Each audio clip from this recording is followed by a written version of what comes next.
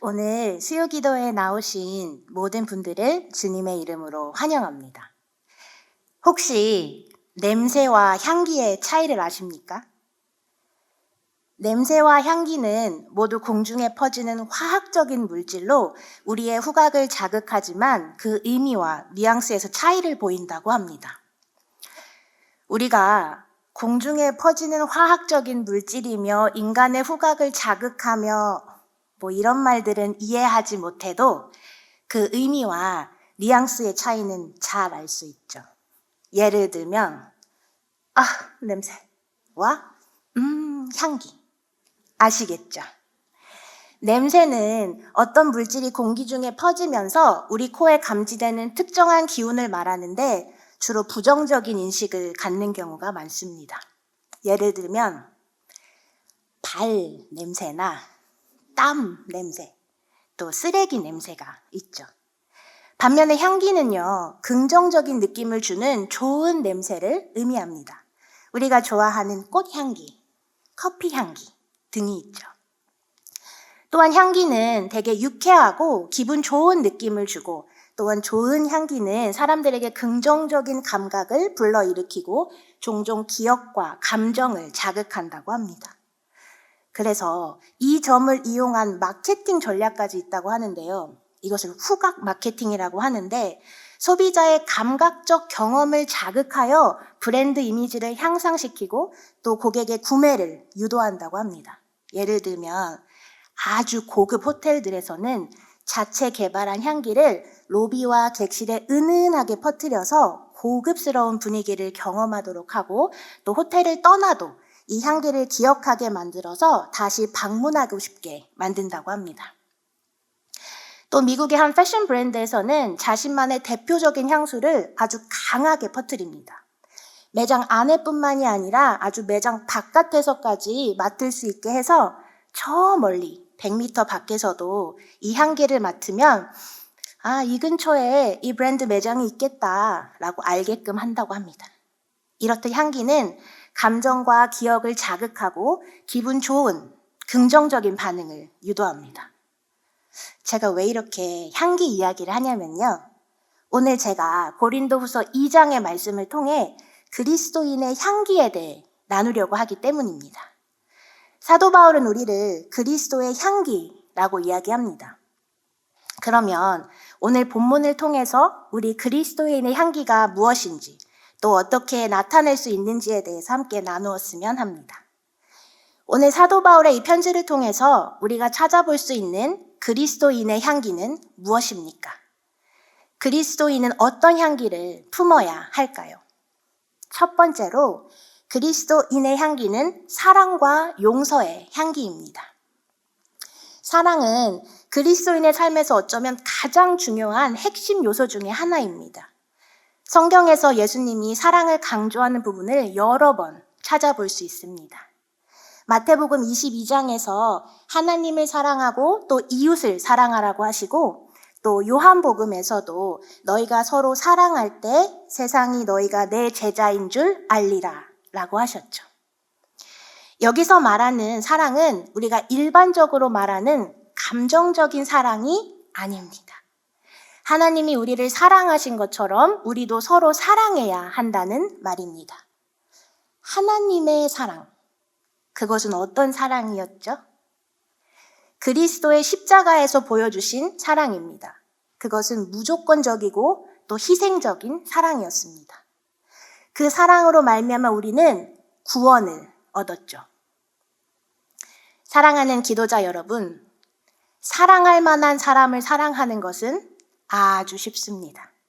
할만합니다. 그리고 우리도 하고 있습니다. 사랑하는 내 가족, 사랑하는 내 자녀, 사랑하는 내 친구, 사랑하는 내 이웃. 그런데요, 이런 사랑은 세상 사람들도 다 하고 있는 사랑입니다.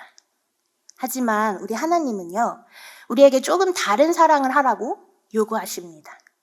마태복음 5장에 보면 너희가 너희를 사랑하는 자를 사랑하면 무슨 상이 있으리요? 세리도 이같이 아니하느냐? 이처럼 세리도 믿지 않는 사람도 다 하는 그런 사랑 말고요. 하나님의 마음으로 사랑하라고 하십니다.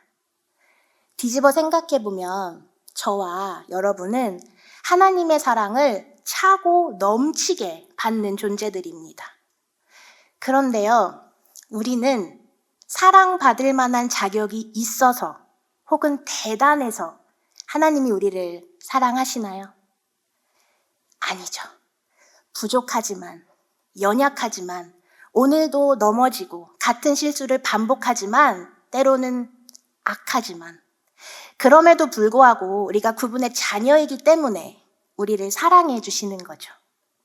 그래서 우리는요, 이 사랑을 경험한 우리는 그 사랑을 다른 사람에게 나누어 주어야 합니다. 우리가 받은 이 사랑이 너무나 크고 또 귀하기 때문입니다. 왜 그런 말 있잖아요. 아주 사랑받고 자란 티가 나네. 우리는 하나님의 그 사랑을 받은 티가 나야 합니다. 삶 속에서 사랑의 향기로 이게 나와야 한다는 말입니다. 하나님께 받은 대로 또 배운 대로 사랑하면 됩니다. 상대방을 향한 배려, 존중, 그리고 섬김으로 우리가 살아가는 매일매일의 삶 속에서, 일상 속에서, 가정과 일터, 관계 속에서 그것이 반드시 드러나야 합니다. 말로만 하는 것이 아니라 우리 주님이 그러셨던 것처럼 다른 사람을 먼저 생각하고 그들의 필요를 채워주고 그런 마음을 가지고 갈등을 일으키기보다는 해결하려고 노력하고 상대방을 판단하기보다 이해하려는 노력이, 이러한 태도가 바로 사랑의 태도요, 또 그리스도인의 사랑의 향기입니다. 다른 한 가지는 바로 용서의 향기입니다. 오늘 본문에 등장하는 고린도 교회는 많은 갈등과 분열을 겪었습니다. 또 그들 중 일부는 사도 바울을 향한 비난과 의심도 서슴지 않았습니다. 그래서 사도 바울은 그들을 바로잡아주기 위해 그들에게 편지했습니다. 그리고 자신이 쓴 이 편지의 내용이 그들에게 잘 전달되어서 그들이 복음을 이해하고 깨닫고 또 받아들였는지 궁금했습니다. 그러다 결국 사도 바울은 그들이 자신이 눈물로 쓴 그 편지를 읽고 복음이 무엇인지 깨닫고 또 자신을 대적했던 이들도 회개했다는 소식을 듣게 됩니다. 사도 바울은 기뻤습니다. 그리고 그는 거기서 멈추지 않았습니다. 오늘 본문 7절과 8절을 통해 그들을 용서하고 또 사랑하라고 이야기합니다.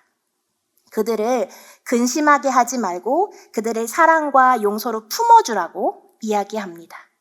이것이 우리가 품어야 하는 마음, 또 우리가 뿜어내어야 하는 용서의 향기입니다. 용서의 향기는 우리 그리스도인의 삶에서 갈등을 치유하고 또 관계를 회복하는 중요한 열쇠가 됩니다. 우리 또한 하나님의 용서를 통해 하나님과의 관계 회복을 경험한 사람들로서 그 용서를 다른 사람에게도 나누어 주어야 합니다. 용서는 단순히 미안하다라는 말을 받아들이는 데서 끝나는 것이 아니라 나도 진심으로 상대방의 잘못을 용납하고 그 일로 다시는 상대방을 판단하지 않겠다는 결단이 필요합니다. 우리는 이 용서의 과정을 통해 우리의 마음도 치유받고 자유로워지며 하나님과의 관계가 깊어지는 것을 경험하게 될 것입니다. 그런데요, 이거 참 쉽지 않습니다. 우리 모두는 연약하고 또 부족하기 때문입니다. 그럼에도 불구하고 우리는 서로 사랑하고 용서해야 하는데요. 이것이 사랑과 용서를 받아 경험한 사람들의 책임이자 사명이기 때문이기도 하지만 이것은 또한 우리가 사탄에게 속지 않는 길이기도 합니다. 오늘 우리가 읽지는 않았지만요. 오늘 본문 2장 11절에 보면 사도 바울은 이는 우리로 사탄에게 속지 않게 하려 함이라 이렇게 이야기합니다. 이게 무슨 말일까요? 저는 중고등부 전도사입니다. 그래서 일전에 제가 아이들에게 설교하면서 이런 질문을 한 적이 있어요. 얘들아, 혹시 너희들 미워하는 사람 있어? 도저히 용서할 수 없는 사람 있어? 이 질문은 제가 사실 대답을 들으려고 했던 질문이 아니었습니다. 그냥 아까처럼 설교를 시작하면서 설교의 문을 여는 질문이었습니다.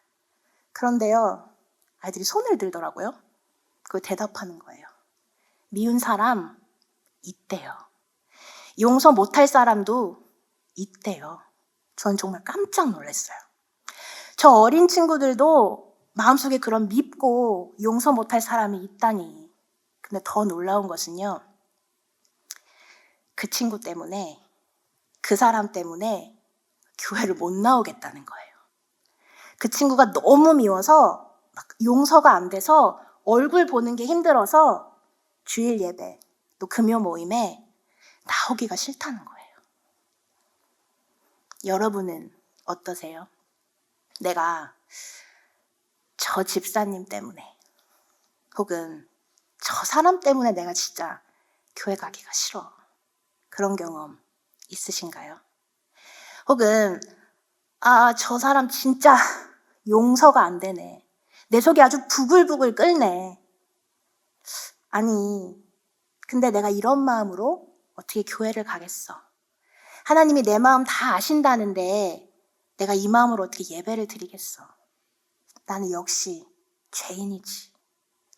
나를 자책하고 또 위축되게 만들고 또 한 걸음 하나님과의 거리를 멀어지게 만드는 경험 있으신가요? 여기 주의해야 합니다. 사랑하는 기도자 여러분, 기억하세요. 미움과 용서할 수 없는 마음, 그것은 하나님이 주시는 마음이 아닙니다. 더욱이 그 마음으로 인해 하나님과의 거리가 멀어지는 거 절대 하나님이 원하시는 모습이 아니죠. 우리는 그리스도의 향기라고 했습니다. 여러분, 향기가 나려면 어떻게 해야 할까요? 아무리 좋은 향수, 아무리 비싼 향수를 샀어도 그것을 뿌리지 않으면 나에게서는 그 향기가 나지 않습니다. 마찬가지로 그리스도의 마음을 품지 않으면, 그리스도 가까이 가지 않으면 나에게 그리스도의 향기가 배어나올 수 없습니다. 이것이 사탄의 계략입니다. 우리를 사랑과 용서하지 못하게 함으로, 또 우리를 죄짓게 함으로, 우리를 죄책감에 젖어들고 그 악순환에 빠져들게 하는 겁니다. 이웃을 사랑하고 사랑하기 어려운 사람을 사랑하고 나에게 잘못한 사람을 용서하는 것은 결코 남 좋은 일만 시키는 것이 아닙니다. 그것은 나에게도 유익한 일입니다. 내가 저 사람을 용서하지 못함으로 해결되지 못한 우리 마음의 상처가 치유되지 못하면 어떤 일이 벌어질까요? 그 상처가 곪고 곪은 상처에서 냄새가 나겠죠. 또한 사랑하지 못함으로 내가 받은 사랑을 흘러보내지 못하면 또 어떤 일이 일어날까요?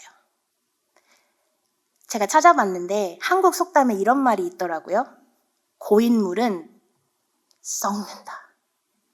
여러분, 고여있는 것은 썩기 마련입니다.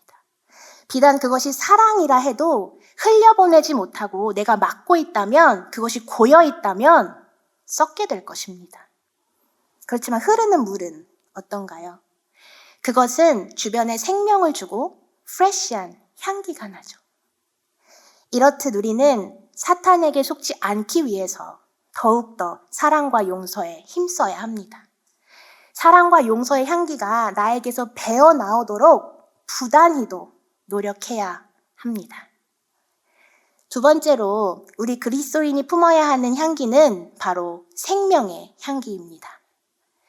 사도 바울이 그리스도인들의 정체성을 이야기하면서 향기를 사용한 배경은 당시의 고린도 교회의 교인들이 향기라는 개념을 아주 쉽게 이해할 수 있었기 때문입니다. 당시에 전쟁에서 승리하고 돌아오는 로마 군대가 전쟁터에서 잡아온 그 포로들을 데리고 주피터의 신전으로 향합니다. 그리고 그곳에서 희생 제물을 바치고 향을 피우는데 그 향으로 사람들은 우리가 전쟁에서 승리했다는 것을 알 수 있었다고 합니다. 왜냐하면 그 당시에는 인터넷이나 전화가 없었기 때문에 온 동네에 퍼지는 그 향으로 사람들이 승리를 알 수 있었던 것이지요.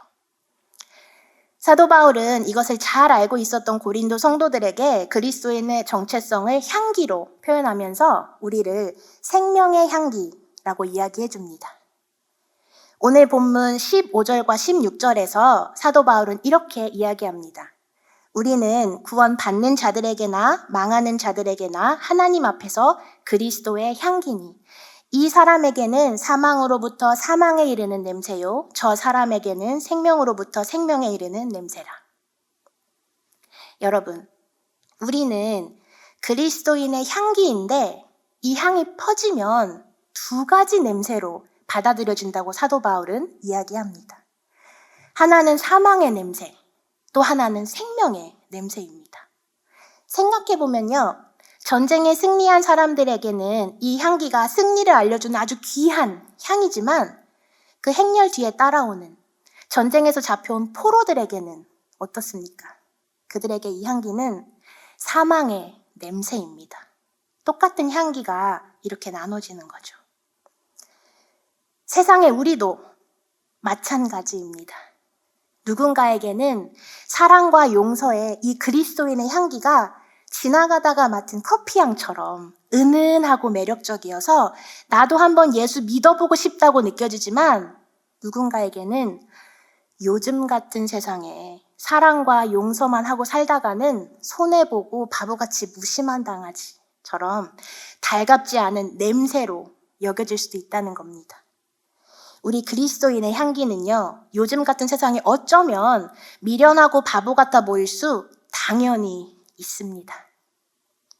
진리를 믿음으로 세상과 구별된 삶을 사는 우리의 삶의 태도와 세상과 타협하지 않으며 신앙의 양심을 지키는 우리를 볼 때 요즘 세상이 어떤 세상인데 고리타분하고 시대에 뒤떨어져 있는 전혀 매력적이지도 부럽지도 않은 냄새로 여겨질 수도 있다는 거죠.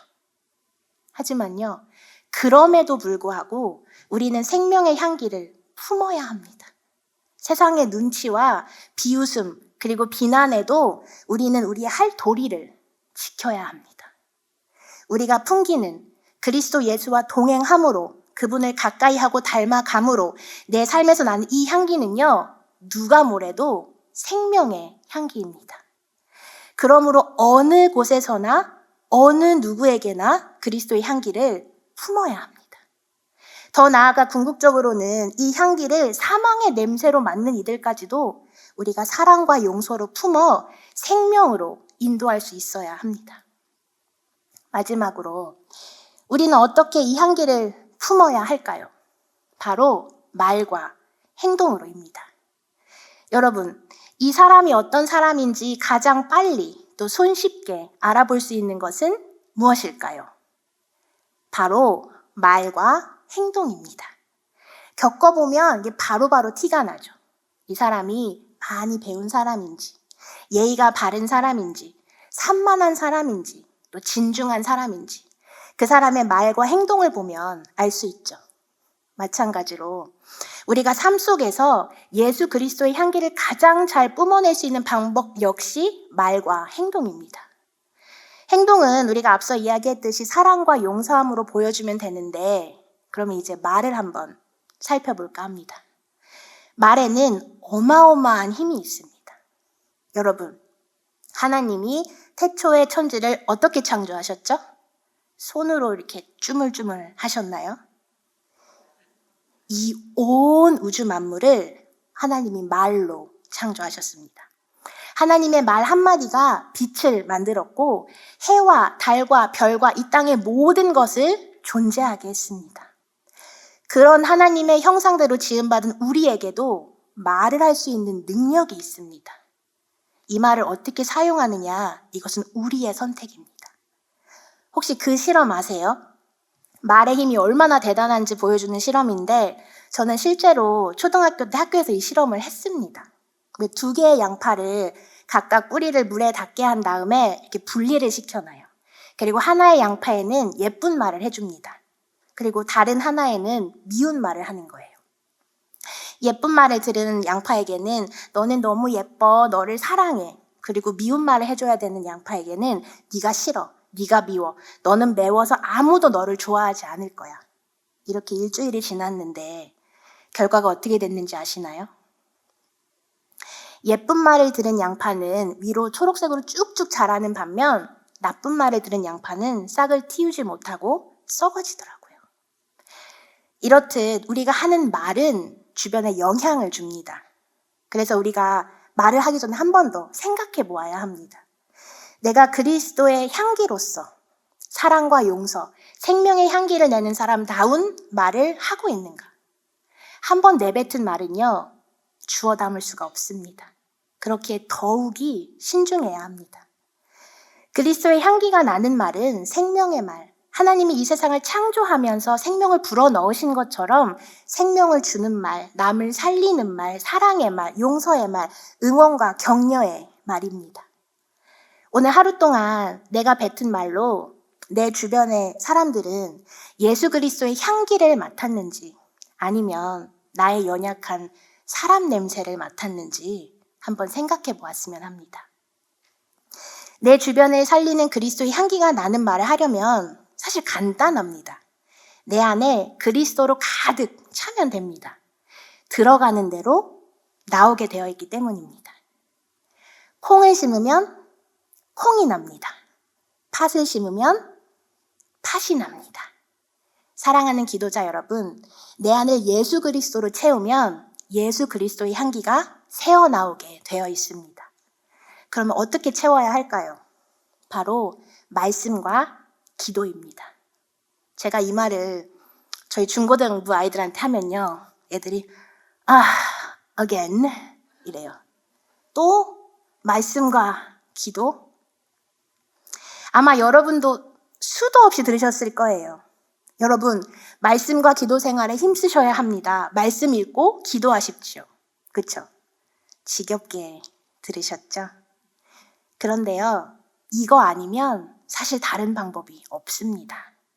구원으로 가는 유일한 길이 우리 예수 그리스도이듯이요. 다른 이름은 우리에게 주신 적이 없는 것처럼 우리가 그리스도인의 향기가 되려면, 그분과 가까워지려면, 그분과 동행하려면 말씀과 기도 외에 다른 방법은 없습니다.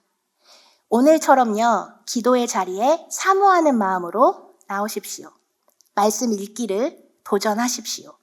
말씀을 읽고 묵상하고 그 말씀을 듣는 예배의 자리에 나오십시오. 그분으로 충만해지십시오. 그러면 자연스럽게 내 안에 그분의 향기가 가득 차게 될 것입니다. 그 가득 찬 향기가 내 주변으로 퍼지게 될 것입니다. 제가 10년쯤 전에 동부에서 청년 대학생들을 대상으로 하는 큰 연합수련회에 참석한 적이 있습니다.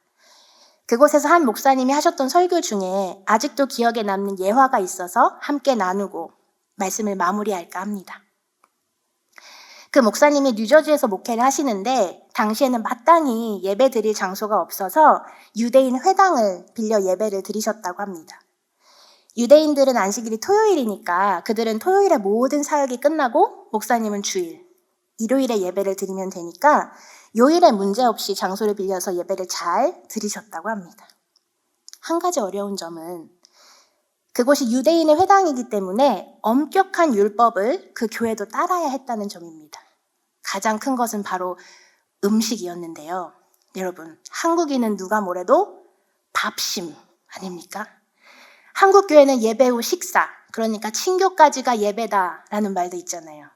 하지만 그 유대인의 회당에서는 자유롭게 한식을 먹을 수가 없었다고 합니다.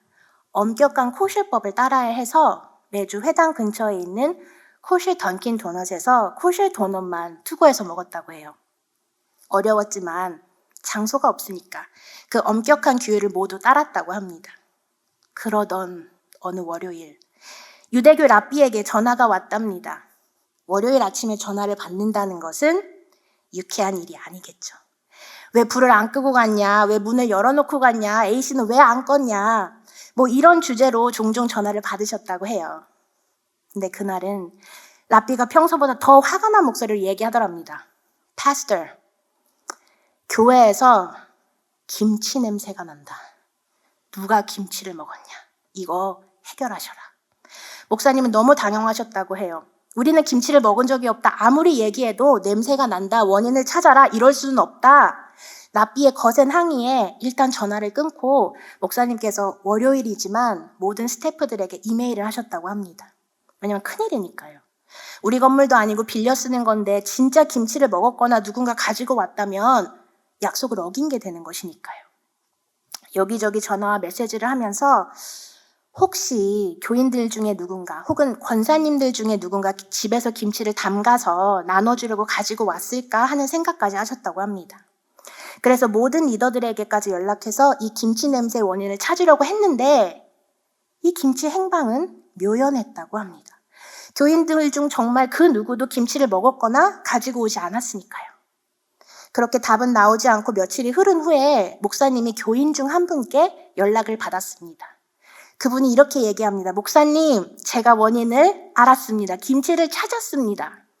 목사님이 물으셨답니다. 도대체 누굽니까? 그분이 이렇게 대답했습니다. 목사님, we are the kimchi. 여러분, 김치가 따로 있었던 게 아닙니다. 김치찌개에 반찬으로 김치를 먹고 김치볶음밥에도 반찬으로 김치를 먹고 스테이크를 구워 먹어도 반찬으로 김치를 먹는 우리가 이곳에 모이면 우리가 김치가 되는 것입니다. 의도하지 않아도 그 향기가 풍기는 것입니다. 사랑하는 기도자 여러분, 이처럼 우리는 그리스도인입니다. 그냥 그리스도인이 아니라 그리스도의 향기가 나는 그리스도인입니다. 사도 바울은 오늘 본문 16절 마지막 절에 이렇게 이야기합니다. 누가 이 일을 감당하리요? 세상에 그리스도의 향기를 풍길 일을 누가 감당하겠느냐고 묻고 있습니다. 누가 이 향기가 되겠는가?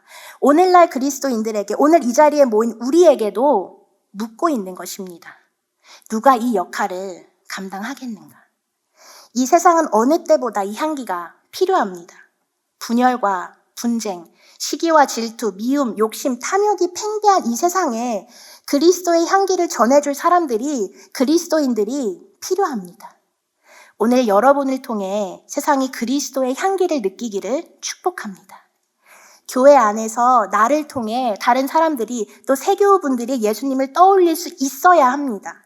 직장, 일터에서 사람들이 나를 통해서 예수님을 바라볼 수 있어야 합니다. 가정 안에서요, 내 배우자가 또 내 자녀가 나를 통해서 그리스도의 향기를 느낄 수 있어야 합니다. 가까운 관계에서도 마찬가지입니다. 그들이 나를 통해 그리스도의 향기를 느끼고 그분이 궁금하고 그분을 믿어지고 싶게 만들어야 합니다. 여러분의 직장과 일터, 가정과 모든 관계 속에서 그리스도의 향기를 피우시기를, 사랑과 용서, 생명의 향기가 되어 오늘 본문 마지막에서 사도 바울이 누가 이 일을 감당하리요라는 질문에 우리가 이 일을 감당하겠다고 결단하고 내 안에 그리스도로 가득 차 능히 이 일을 감당하는 토렌스 제1장로교회 기도자들이 되시기를 다시 한번 축복합니다. 기도하겠습니다.